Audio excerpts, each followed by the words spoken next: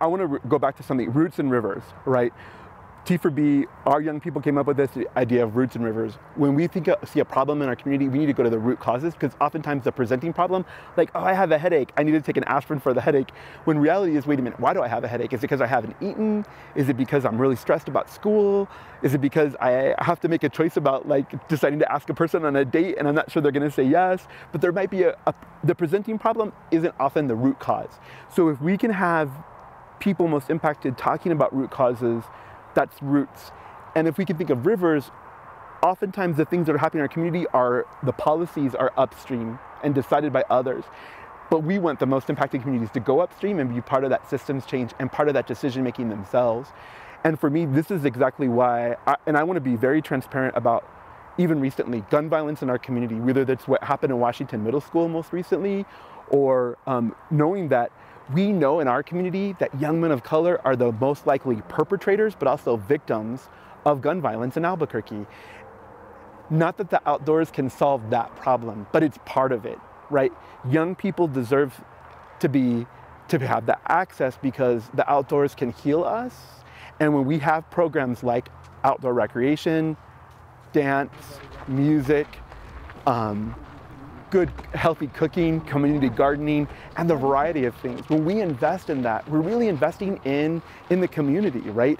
T4B has a vision that young men of color are healthy, their families are healthy, and the community is healthier because of that. So it's just like you said, right?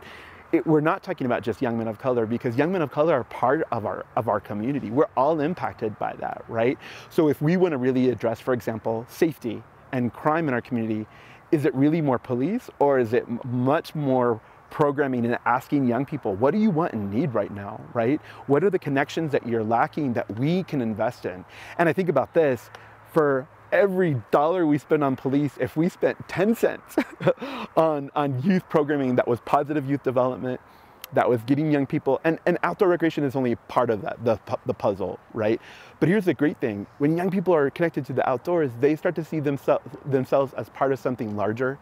They see they are connected. They start understanding, because we talk about issues of environmental justice, so they understand this is native land, right? They understand why the water is important. We have to talk about why the water doesn't flow all the way to the mouth of the Rio Grande anymore, right?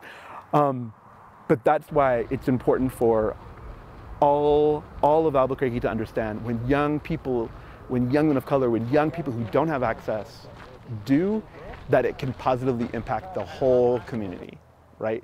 When young men of color are healthier, the whole community is healthier, right? And that's not about adding police officers to APD or the Bernalillo County Sheriff or the state police department.